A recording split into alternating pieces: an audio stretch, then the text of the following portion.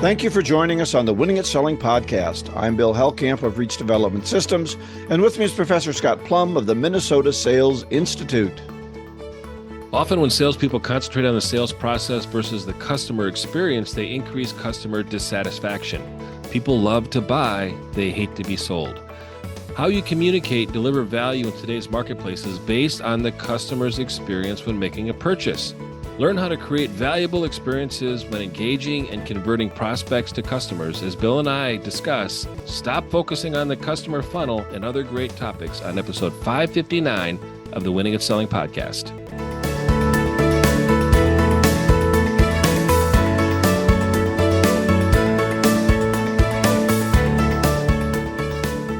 Well, this is going to be a great topic. I know that sales changes, right? And it's not always the same. Market changes. Yeah. Market changes, people change a little bit. Certainly the internet and access to phones and information has changed everything. So I'm interested to see what, this is an article that you picked this up from. So I'm interested to see what the author says.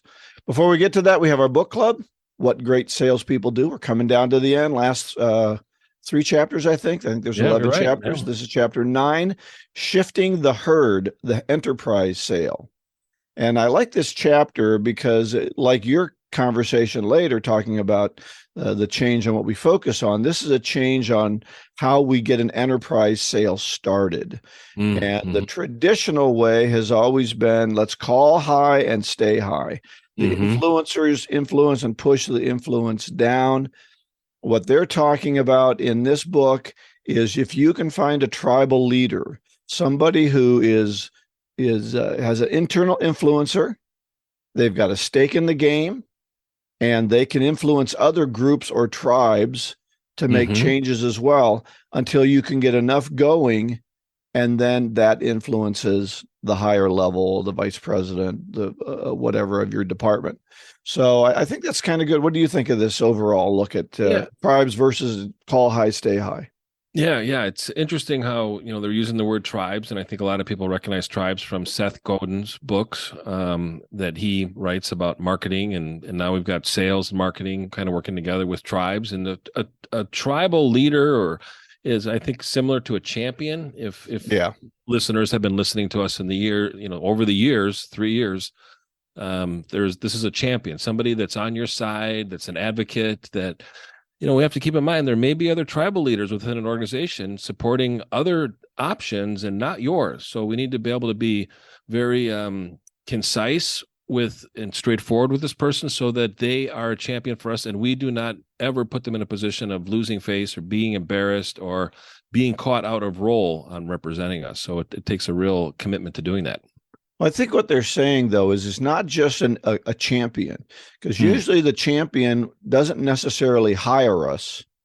They just champion our cause and try to move it up the chain of command, right? True, I think what they're saying in this is the tribal leader is somebody who's willing to take a chance and go ahead and do something different, buy something different, get a different way of doing things, and then share that with the other tribal leaders, the other people at their level. Not trying to push it up the flagpole, as it were, not trying to push it up the chain of responsibility, but to get enough consensus going on till you get over that tipping point. And they bring in the tipping point and Malcolm Gladwell into it as well. So I'll talk about that a little bit. But once we get enough consensus, then everyone wants to do it. And I found that to be a fascinating way to look at it, because I always, I think it's hard to call high, sell high. It's hard to get that person interested in doing something different, because a lot of what we hear now is, well, I want to see what my team thinks of it. And there's a lot more of the team being brought in early into the sale anyway. So if the sale can come from the team, I think then it can be a lot more effective. I think we're seeing some of the challenger sale in this position too, for those of you that paid attention to that episode and that book when Bill and I did it. And we know that when you call high up in an organization, they're going to be involving other people within the organization. So the decisions are not made from the ivory tower. They're made within the people who are going to be most responsible for it, take ownership of it, and have the most to lose at the same time. So it's really great to see kind of the synergy and the overlap between these two authors talking about that. And when you're trying to make changes in an organization, as you and I have found, as we've tried to help organizations sell more effectively, they don't always want to change. No, they And don't. if it comes from the ivory tower down, we tend to fight against them sometimes what they want to do. But if it can gurgle up from the bottom or from the middle, as it were, from Mm-hmm. a sales leader of a large enterprise gets excited about doing something new and has an effective tool, then their team gets excited about and starts talking to other people when they get together at conferences. And it's a better and easier way to sell because you're not trying to push them later on. Mm-hmm. Making change, no matter what it is difficult. And one of the things I found in sales training is it's got to include a consulting aspect, something that takes us long term in with them and can't be done overnight. And I would assume no matter what your product is, you can't just shove a new product or service into a company and hope it works. Right, right. You need somebody to take ownership of it, and the person who's got the most to lose is probably hopefully the one that takes ownership of it, or they delegate it to somebody who's going to be that, integrator, so to speak, Right. of really carrying out a mission. But yeah, you mentioned the tipping point, Malcolm Gladwell, and of course he's written a few books, and they also talked about Jeffrey Moore's book, Crossing the Chasm, which was his first book, and his second book was called Inside the Tornado, which was written some 25, 30 years ago. I can't believe how long it's been since that book was written, but still relevant today. Yeah, and what they really pointed out with Gladwell was the innovators, early adopters, early majority curve, the bell curve. And what they're pointing out then is that until you can get the early majority involved, you can't get to the tipping point. And Mm-hmm. then the late majority and the laggards, they come on once everything's exciting enough. So your uphill climb is to get those innovators and early adopters, but then really get that early majority. And that's the innovators and early adopters are going to be the ones that sell. They're your champions. And I don't think in an enterprise, Scott, you can have one champion. You No, have you to have can't. a lot of them. You have to have you have to get a group of people excited, which means you have to get in there and stay in there and really help them succeed so that Mm-hmm. they become your your voice in that enterprise community. What did you Yeah, think too? They oh, go ahead. I think about the tribal leader. I just want to refer to the definition of what they call a tribal leader within the organization. It's the people within the organization who, number one, are willing to hear your story. Number two, believe the status quo is worth changing. And number three, demonstrate a willingness and ability to share that belief with other tribes. So that's the type of person that we're really describing and thinking of in this chapter. Yeah, and I think that's what they're saying is we need to move them from listening to our story to telling our story Mm-hmm. and using their story then to amplify our story. And I think that's really important. One of the things I thought was really interesting in this was their follow-up letter. Now, Mm-hmm. Love that. I've always been a proponent of the follow-up email or letter that says, here's what we talked about in the meeting, here's what I agreed to, here's what you agreed to. But that is very logical. Mm-hmm. And It is it does not get to the what left side of the brain? Is that right? logical. Yes. Left, Yep. right. Yep. The logical is the left side. Yep. Yep. Okay, so it doesn't get to the right side. And this Right. story, what they recommend is using the listener's story, using the tribal leader's story, and playing that back to them. Here's what I heard you say, and use their story form, or even convert it to a story form for them in such a way that now when you send that letter back to them, you've basically told them their story in the story format that they examined, and now they can tell that story to more people. And that takes extra time for salespeople, and salespeople sometimes don't like to Oh, it follow takes up. extra time. Well, I don't want to do that. Then I'm just going to hope they call me. Yeah, yeah. Well, they heard what I said, and I'm sure that they're thinking about it. And they're going home and they can't sleep. I'm sorry to say that's not really necessarily true. And in the chapter, they talk about the three steps. So first, make sure that you have a powerful story, and that's previous chapters of really creating a powerful story. And then second, close your call by telling the prospect that you'd send them a follow-up email summarizing and summing up the conversation. And there was a great email in the book. It took up 2 pages, and it really showed the story arc in that email. And we don't have time to go through and read the whole thing, but if you have the book, you know what I'm talking about. And then if you don't have thirdly, the book, you aren't really following along. So that's get the right. books when we say, which reminds me, our next book is going to be How to Win Friends and Influence People. So go Yeah. out and buy it now if you don't have it. I just ordered it. It's $10. I've got, many copies of it, but this is the one that I'm going to write up and highlight and use. Well, I was a Carnegie trainer, so I probably got 20 copies around here somewhere. I know. That's why I'm really excited to hear your perspective of this book. So the last thing, the third step in this is to help your tribal leader effectively build their own story by documenting it in an email that you're using for them to follow up and then share with other people. And with salespeople, you have more than one conversation going on. So yes, it takes extra time, but it's going to make it a lot easier for you to be relevant in future calls with them because you made it this far in the conversation. If you think about where am I spending my time, spend it on prospects who are qualified, who are closest to the goal line, and take care of those activities first in the day before you start prospecting and starting other conversations, because you don't want to lose the momentum that's already been created at this point in the sales process. Yeah, too often we walk out of a sales call and all we can think about is the next sales call. Right. And there's a lot of things that we need to do to follow up on an enterprise call, right? Something that's can be our whole year if we can get into the large enterprise. So don't skip the steps and that follow-up letter.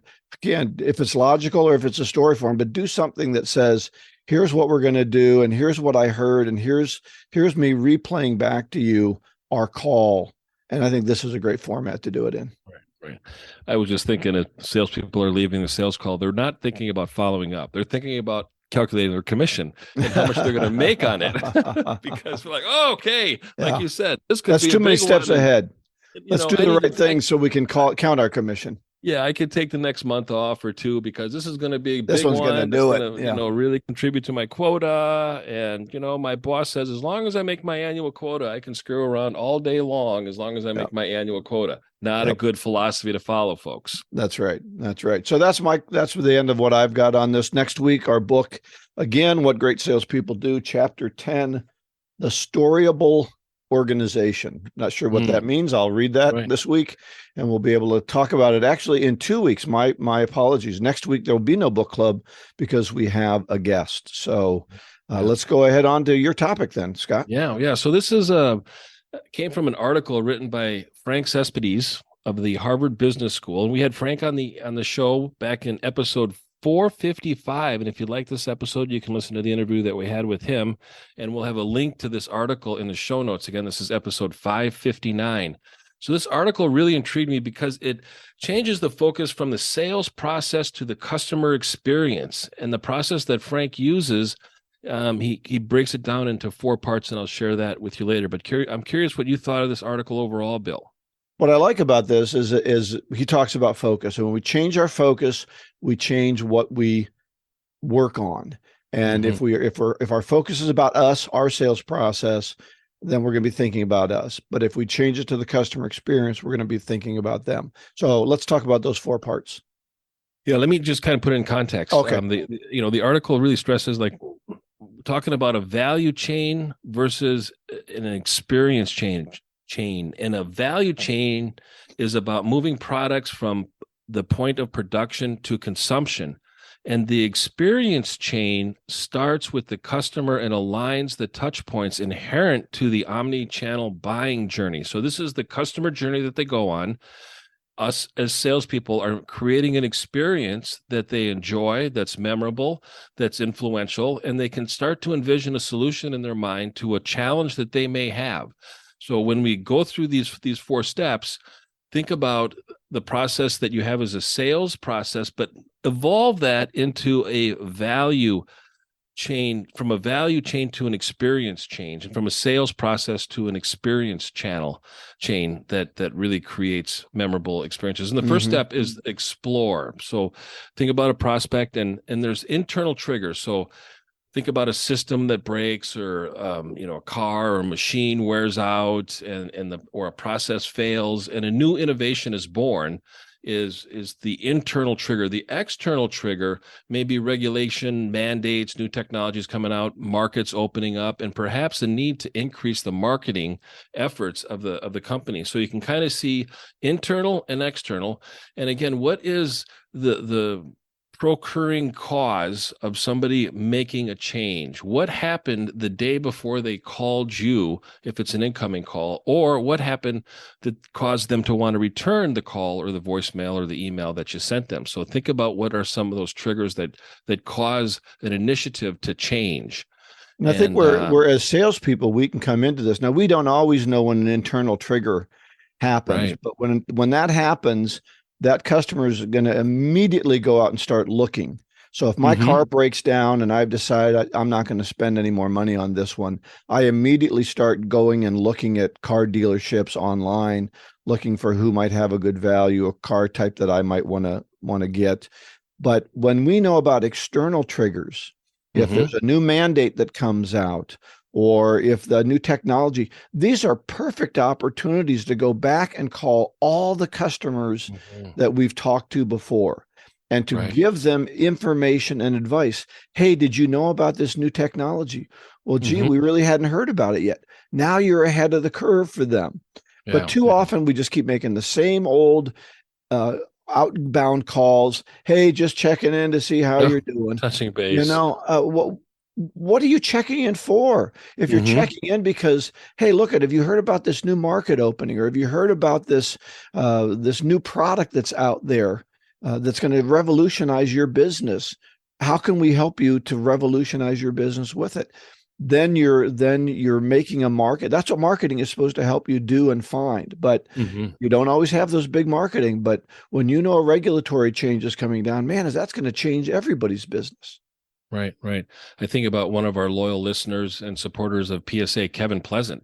He works at a bank, and I'm sure that he's talking to people. He knows what bank they're with, and banks are being sold and bought and merged and closed all across, the cities, a nation, every single day. And failing and being supported by the government if they're big enough.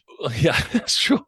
We're paying for it. That's right. But nobody pays for it. I heard somebody say that nobody's paying for it. It's all free. That's right. That's all terrible. Free. It's terrible. But that's an external trigger. Their bank closed. They are not able to have banking services with them anymore.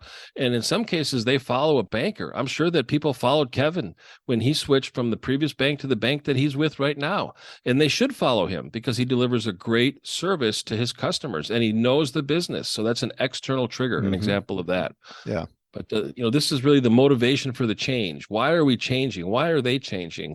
And sometimes we need to be able to understand the context of the conversation so we know where they are in the journey so that we can maximize the experience and be relevant in the solution that they want to attract and secure when they talk to somebody else or they follow somebody else to a different company. All right, what's the next one? Yeah, good. What's the next step? Evaluate this, Then the prospect takes a closer look at the options. This is out of the book. Well, defining the need or opportunity. The activity is not primarily about determining a specific product or service they will buy, but about determining the best approach and the pathway. This is so important for salespeople to define the criteria in the decision-making process, because when you define and frame the issue, you own the issue. When you define the process, you own the process, and you can direct and lead your prospect to a better solution by evaluating the process that they're going to go through and the pathway that they're going to pick. So what do you mean by the process that they're going to go through, Scott? Tell me some options about that. I think a really good, safe question that salespeople can ask prospects is, thanks for inviting me in. Thanks for spending some time together. I'm kind of curious. Could you share with me the criteria that you're going to follow when it comes to making a decision like this? We get the criteria, and then we might get the decision-making process. Besides you, who else is going to be involved in making this decision? Besides them, who's going to be using the service, or who's going to be able to have an influence in making the next choice of what an ideal solution is going to be? Because it's who's hurt most by this change, right? Whose business is going to be affected most by whatever broke or whatever new mandate is out there. Yeah. And I think one thing that's really important in this step is to really stress the importance of options. And as a salesperson, are you creating options or are you picking options?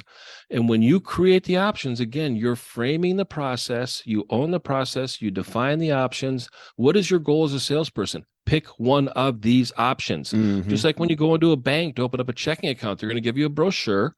and it's going to have 6 or 7 or 8 different options. What is the goal of the person that's opening up accounts at a bank? That you open an account. No matter what, it's going to be valuable to the bank. And no matter what, that experience should be enjoyable. And I know when I purchased. But the mistake they're going to make, Scott, is they're going to hand you the brochure and hope you pick the right one. And Right. what really needs to happen is that they bring out the brochure, and I think this is getting into the next step, which is engage. But Yeah. that they bring out the brochure and they say, "Tell me what's important to you about your business account. What do you want? Do you want to have a low amount of money? Do you want to have low fees? Do you want to? What's important to you to count it as a good banking experience?" Yeah. And then you can guide them, because I don't want to know all 6 options. I want you to help me find the best option.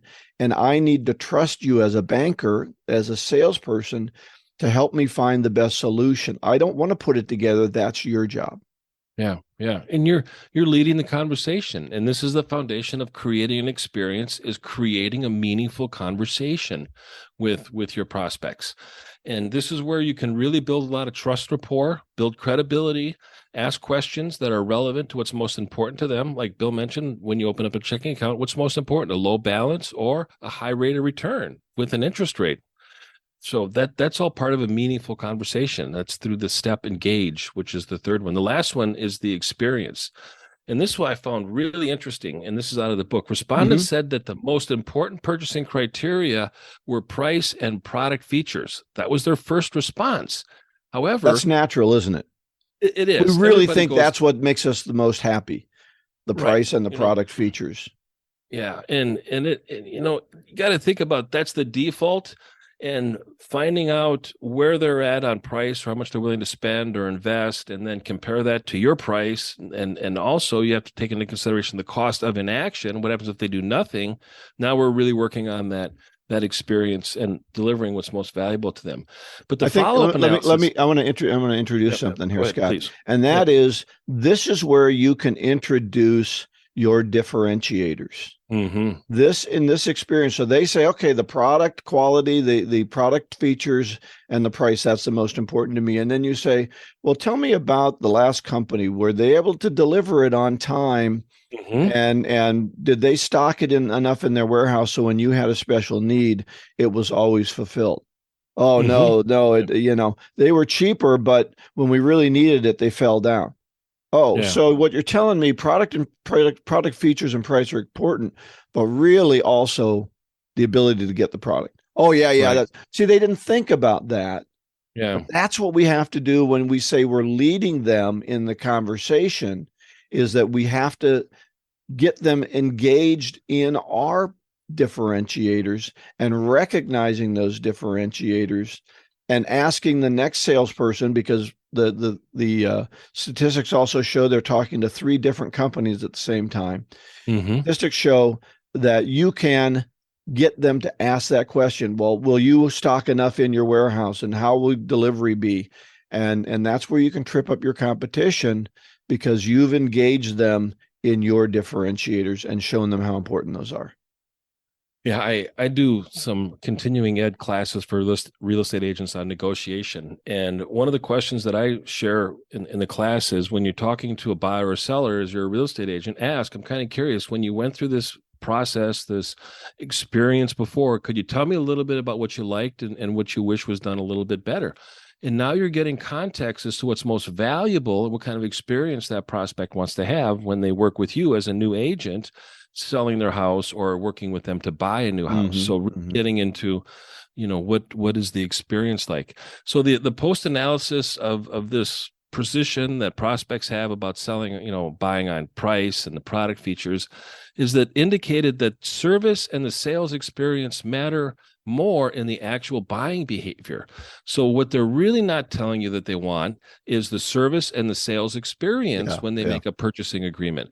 Now, if you lead with a great experience, it's going to make it a lot easier for your prospects to pay a higher price, because they're able to see the value that you offer and they enjoy the experience that they're having with you. And we all have paid more for a product or service when we enjoy the experience of making that purchase. Yeah, I think absolutely. And again, it's through your questioning and the quality of your questioning to bring out what are those service experiences that are going to be the most meaningful to them. Don't just say we have all these service experiences until they've requested them. So Yeah. don't throw mud against the wall and hope they go, oh yeah, that's what I want. Delivery. Right, right, right. So, as I was reading these 4 steps in this article, what really came to my mind is that are you selling on price or are you selling on brand? Because they talk a little bit about brand, and brand is the reputation and the experience the customer has when purchasing. Price is the commoditization and the cannibalization of the value that you offer. When you sell on price, you're commoditizing your product and service, and you're cannibalizing the value that you deliver to somebody. 2, look at the airlines. I look at the airlines when you book a flight. Okay, great. I got a flight. Well, where do you want to sit? That's going to cost you $15. Are you going to bring a bag? That's going to cost you more. Are you pay for this, pay for all of a sudden there's 4 different add-on items for a simple flight. And then when you add up all of those fees, guess what? It's the same as a major airline. It's like, well, just start with the major airline and everything's included in that. So are you selling on brand and reputation, or are you selling on price and commoditization of your product or service? And that's a different conversation to have with a prospect when we're really concentrating on brand, reputation, and the experience the customer has when making a purchase. That's right. And almost everybody knows that low price provider it's what's the old Fram oil? You're going to pay me now or you're going to pay me later. Yeah, exactly. You're going to pay for that low price provider.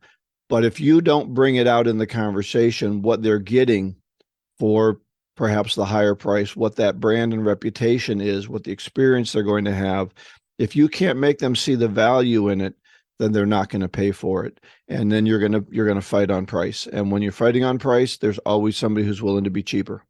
Yeah. I always think when somebody says your price is too high, good response is, I'm kind of curious, what are you comparing it to? Or when you say it's too high, how high, too high is it? And then you're able to start that conversation about filling in the gap, about delivering some of the value that you offer that they're not taking into consideration when it comes to making a purchasing decision. So I really enjoy Frank's stuff. And again, listen to his interview that we had earlier, and hope to have him on again soon when he publishes another book. He's a great writer. Yeah, we should have him on. That's for sure. He's very interesting, and he's been in the sales game a long time. And as you and I talked about as we started this section, sales is changing. The internet has caused it to change, and I think the young people that are coming into the enterprise are wanting more authority, and they're wanting more power to make decisions. And especially if you're making a technology sale, younger people are going to have a lot more to do with that technology sale. So be ready for that. So as we close up today, Scott, you have a resource. I assume you'll link to Frank's. Yep, we'll have that on the show notes. Again, 559 is where we're at. All right. And I am also doing the 7 Deadly Sins of Selling presentation. I was offering it to 4. I've only got 2 of those offers left. 2 companies that want to contact me.